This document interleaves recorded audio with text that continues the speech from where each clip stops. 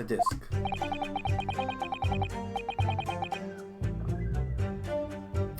As Opera sagt, there's a note on the disc saying for McGuilded, but the item belongs to me. The redemption ticket was stolen from me by the accused, that filthy gutterling, on the day in question. I proceeded at once to the shop in order to explain my situation and redeem my article. In the end, of course, the disc was taken by the police. In other words, I had absolutely no reason to break into the shop later that same night. Naja, du hast uns mit einer Waffe bedroht, ne? Did I hear you correctly, sir? McGuilded, you say, the famous London philanthropist, who perished in this very courtroom 2 months ago after being acquitted of a distinctly messy murder. Yes, my lord, the one and the same. Good lord, Mr. Great, are you saying that Mr. McGuilded and yourself were acquainted? Yes, that's correct. Okay.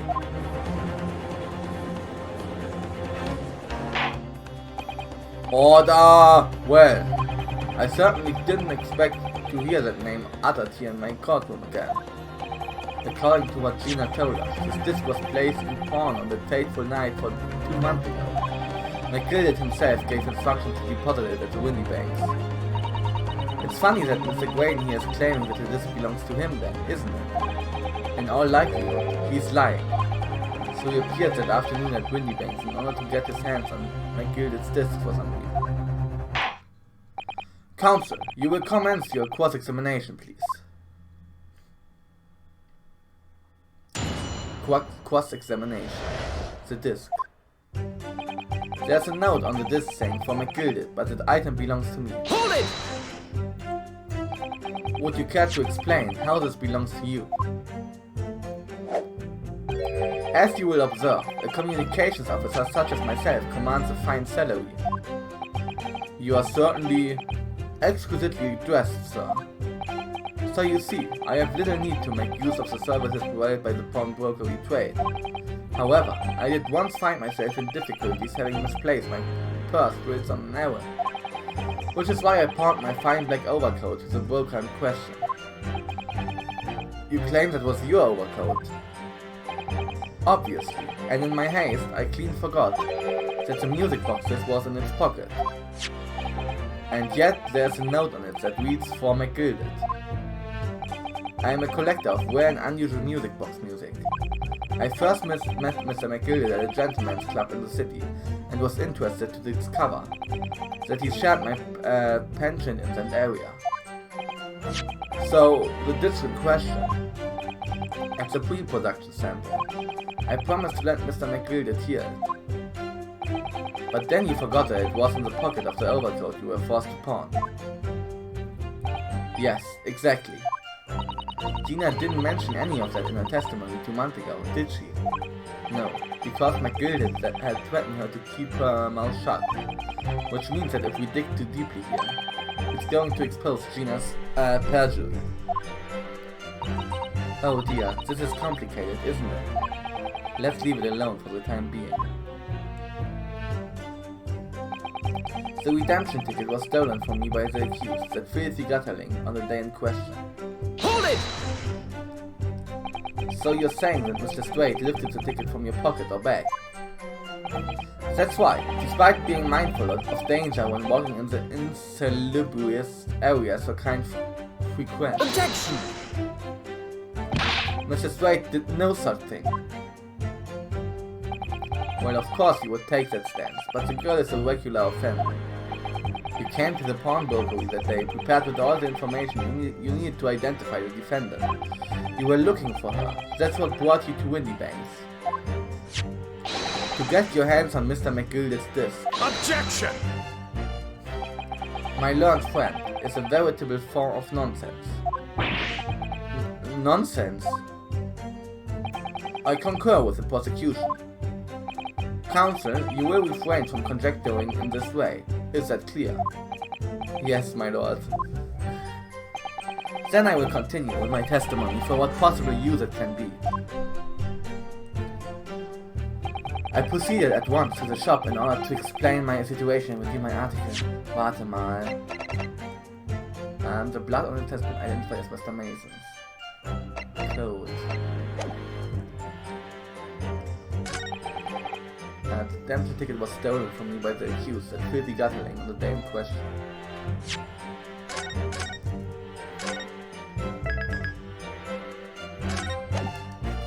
Aber da war doch das Blut von Mr. Mason drauf, also Present, ich versuch's mal. Objection! Okay, das war zu vorschnell gedacht.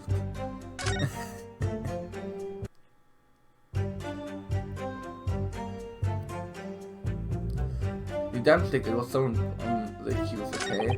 I proceeded at once to the shop in order to explain my situation and redeem my article. In the end, of course, the disc was taken by the police. In other words, I had absolutely no reason to break into the shop later that same night. McGuilded slipped the disc into his coat pocket and had it deposited at Windy Bank. Oh, wir haben nicht Hold It gemacht. Then, when he realized he was going to be arrested on suspicion of the omnibus murder, he threatened Gina and forced her to take the redemption ticket. There's no doubt about it. That witness is lying through his pearly white teeth. The police were obviously after anything left behind by McGuilded as well. That's why Inspector Gregson ended up taking the disc into custody that day. But Gregsy's being very strange about all this. There must be a reason for that, I'm sure. I just don't know what it is. For now, I need to focus on exposing the fact that Mr. Graydon is lying in his testimony. So was ist mit Gregson los? Here. Hold it! Have you ever been to Windy Banks before? Only once, for the purposes of pawning something. But like many, I enjoy browsing in such establishments. So when you notice that the pickpocket had taken your ticket, you chase after her. Is that correct? Yes, that's right. I didn't notice at first, of course. Such is the art of pickpurse. But when I did, I headed to the pawnbrokery at once, in order to reclaim my coat before the thief caught. I was merely trying to recover what was rightfully mine in the first place. He can say what he likes because he knows we have no evidence to contradict him on this. In the end, of course, the disc was taken by the police. Hold it! Yes, it was taken by Inspector Gregson here, wasn't it? That's right, this was the very man. Apparently the police are collecting anything that has a connection to Mr. McGuilded as evidence. Excuse me? Excuse me! Is something wrong, Inspector? What do you mean? The last remark that Mr. Graydon made in his testimony seemed to trouble you in some way. No, it didn't. It's nothing. Leave it alone. Let me ask you this, Inspector. Why is Scotland Yard gathering McGuilded's possessions? I can't tell you something like that, Sunshine. What is it, Inspector? An investigative secret? Yes, exactly. You should all know about that. Magnus McGuilded, who died so unexpectedly after his trial 2 months ago. A man renowned throughout the capital for his great contributions to public life. Yet he had his dark side too. Where are you going with this, Francis? I suppose the police are dealing with the aftermath of his nefarious activities, are they? That's enough. Coppers like me have duties to carry out what we are not at liberty to talk about. That's all you need to know. Duties conferred to Lord Strongheart. To Lord Strongheart, I presume. The Lord Chief Justice appears to have great faith in you, Inspector.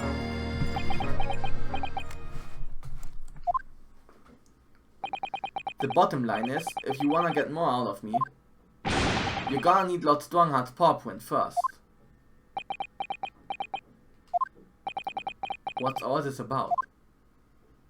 It's like there's something going on between Gregson and Lord Van Zieks here.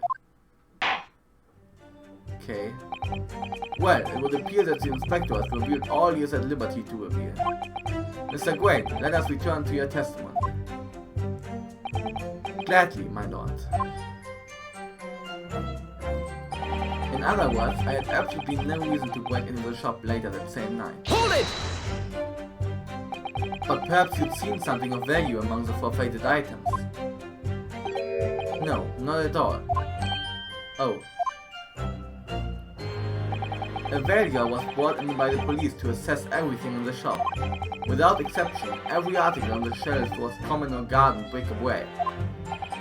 In that case, it's clear that you broke into the shop later that day in order to recover Mr. McGuilded's disc. Have you not been listening, man? Even if I had wanted to recover the disc. You may recall that it had been seized by the police that afternoon. It was no more in the shop that night than I. As I keep saying, I simply had no reason to break in. So there was nothing of McGuilded's left in the shop that night. Nothing this man might have been after. I wonder if that's really true. Bruno, if you have some evidence, then let him have it. I'm dying to see that irritatingly assured expression of his crumble. McGuilded's okay. Jetzt kommt wieder der Dialog. Okay.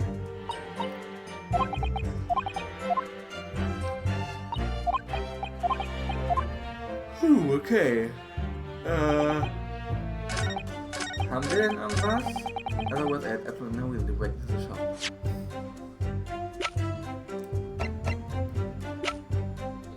Stereoscope. Okay.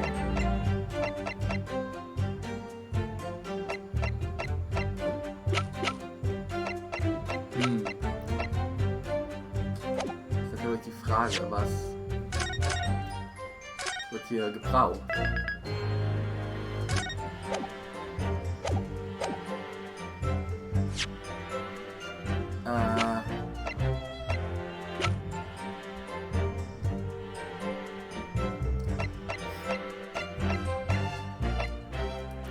Shooting photograph of Gina. Quantum floor. Today's paper. McGuilded's case notes. Was steht da denn? A victim found deceased on the last sketched onwards of the day after a stab wound to the abdomen. Name Mason Milverton, male. Occupation brickmaker, East End of London. Magnus McGuilded, lots of leaks, we're not asking the She was referred with 3 eyewitness testimony. However, a surprise for witness testimony resulted in acquittal due to insufficient evidence. Okay. Pawnbrokery ticket code. Ach so, wegen seinem Mantel vielleicht? Objection! Nein.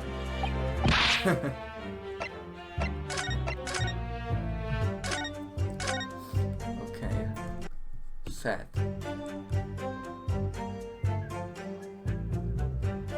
Actually, no reason to break into the top layer the same night. In the end, of course, this was taken by the police. I proceeded at once to the shop in order to claim inspiration and see my last. The redemption ticket was stolen from me by the accused.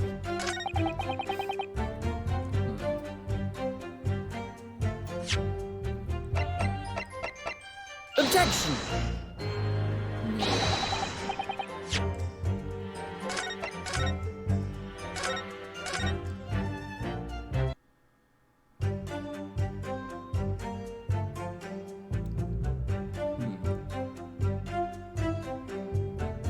No reason.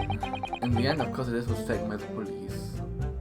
Da ist haben wir ja nichts zu ändern. Hold it! Yes, it was taken by Inspector Gregson here, wasn't it? That's right, this was the very man. Apparently the police are collecting anything that has connection to Mr. McGuilded Is that right? as evidence. That's what the inspector said at least, as he seized my disc. And thanks to the skirmish with the waste drill, I snagged the end of my thumb at the time. And the disc in question is this disc here. Yes, it is. Scotland Yard have indeed been gathering items believed to have been the property of McGuilded, presumably to aid the investigations in some way. Not something I would be aware of. I really didn't know the man well, anyway. After all, I'm merely a communications officer with a penchant for music boxes and flamboyant poses. Okay. Once on the shop door, my situation would be my article. The redemption ticket was stolen from me by the accused. Objection!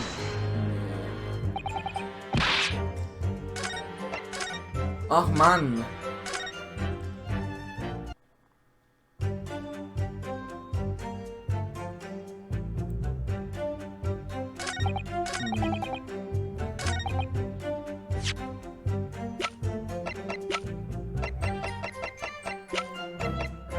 Objection!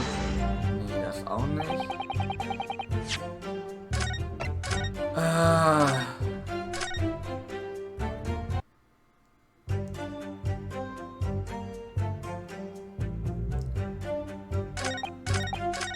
Hold it! So you're saying that Mr. Straight lifted the ticket from your pocket or bag?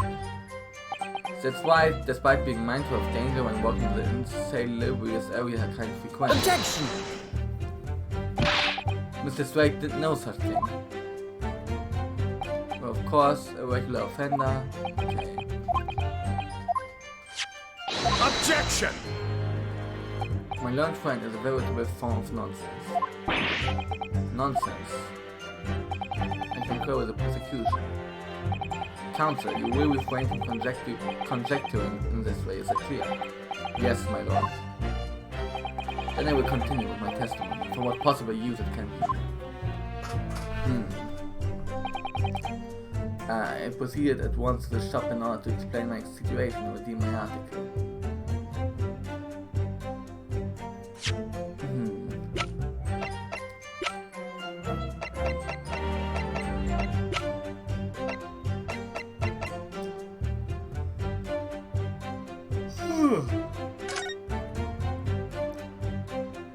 Okay, Italian law, we are not Naruhodo. Okay.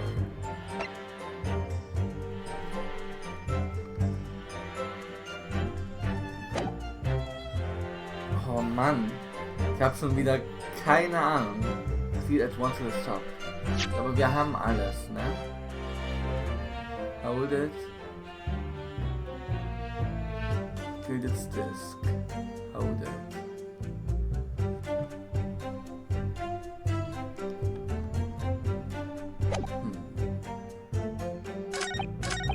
So note on this thing from McGuilded, but the items belong to me. Hold it! Would you care to explain how this belongs to you? As you will observe, a communication officer said it myself to my find salary, exquisitely dressed. Yeah, so you see, I have little need to make use of the services provided by the pawnbrokery trade. However, I did once find myself in difficulty setting misplaced my pursuit and went on an errand, which is why I pawned my fine black overcoat to the broker in question. He claimed it was the overcoat. Obviously, and in my haste, I clean forgot that the music box was in its pocket. And yet there's a note on it that reads for McGuilded. I am a collector of rare and unusual music. I first met Mr. McGuilded at a gentleman's club in the city and was interested to discover that he shared my pension in that area. So the disc in question, it's a pre-production, I promised to let... it's a pre-production sample, okay? I promised to let Mr. McGuilded hear it. But then you forgot that it was in the pocket of the overcoat you were forced to pawn. Yes, exactly. Okay. Gina didn't mention any of that in her testimony 2 months ago, did she? No, because McGuilded had threatened her to keep her mouth shut. Which means that if we dig too deeply here, it's going to expose Gina's perjury. Oh dear. Ich bin gerade getemptet, den Story Mode anzumachen.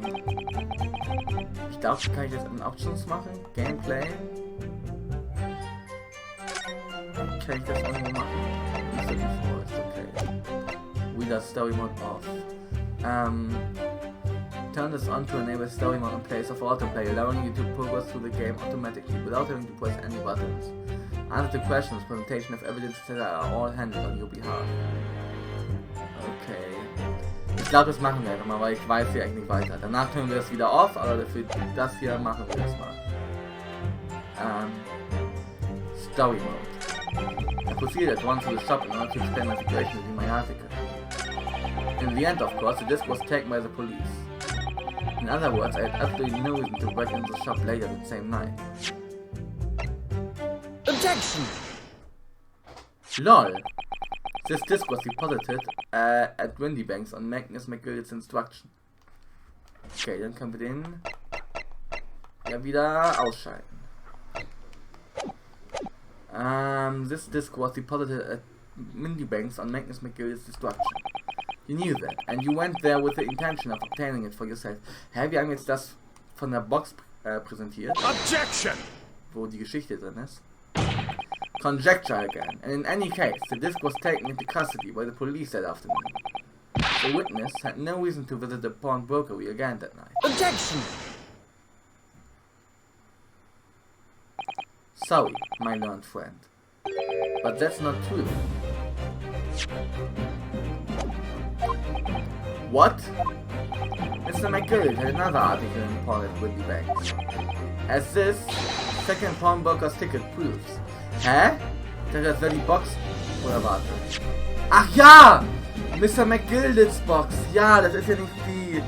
Oh Mann, das ist ja nicht die Box von Herlock, sondern von McGuilded. What knows?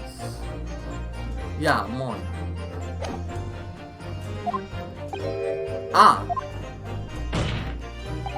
There were two articles belonging to Mr. McGuild in Windybanks pawnbrokery, and the reason you broke into the shop that night was to recover the second one. Together with your two accomplices, the Skalkin brothers. Ah! This is the second ticket, is it? What had the man deposited? The article description reads, one small box. A rather vague description, it seems to be. Are you suggesting that I broke into the pawnbrokery with these clowns in order to steal some trinket box?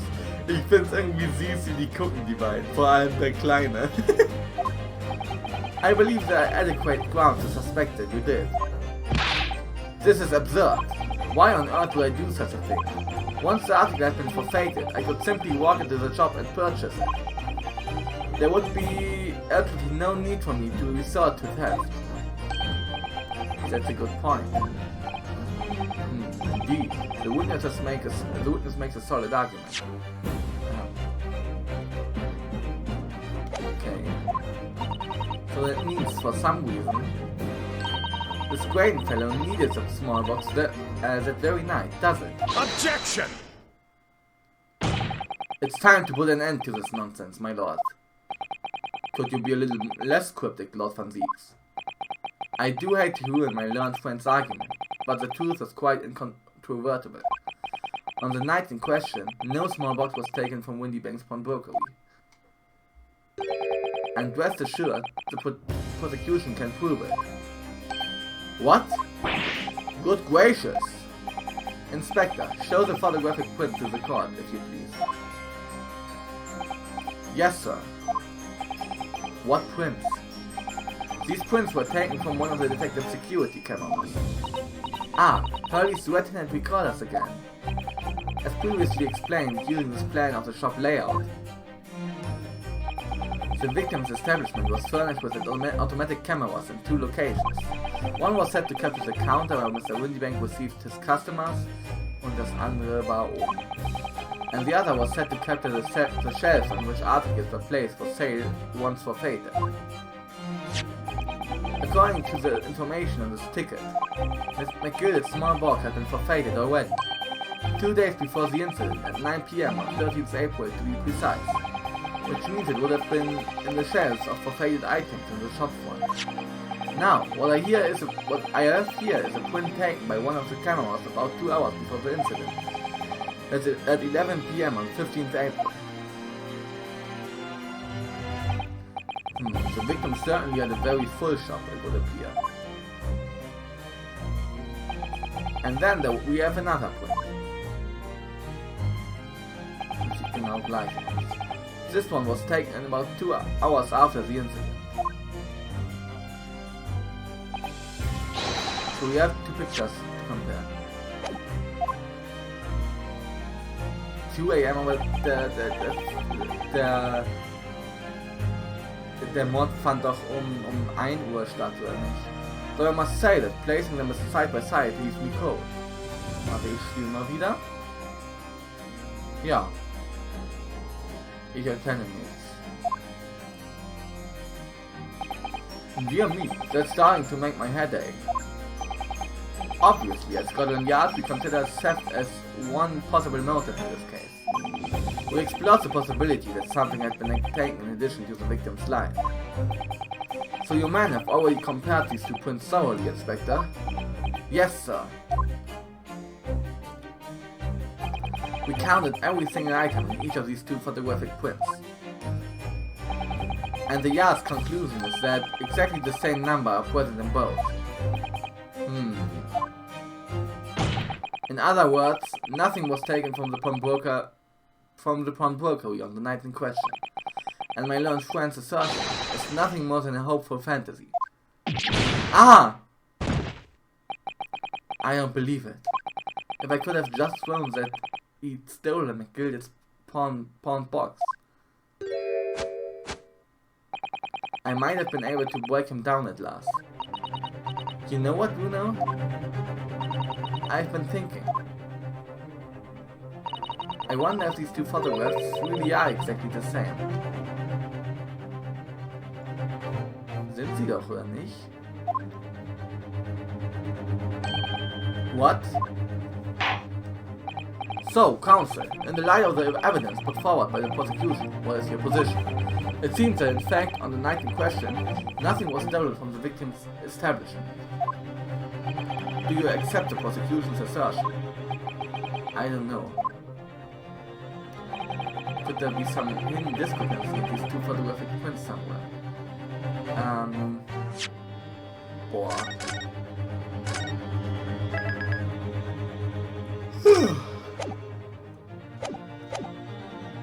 Point out a discrepancy. I wasn't sure at first, but there is a clear discrepancy between these 2 prints. What? You must identify the location in question for the court, counsel. Indicate the precise location of discrepancy of which we speak.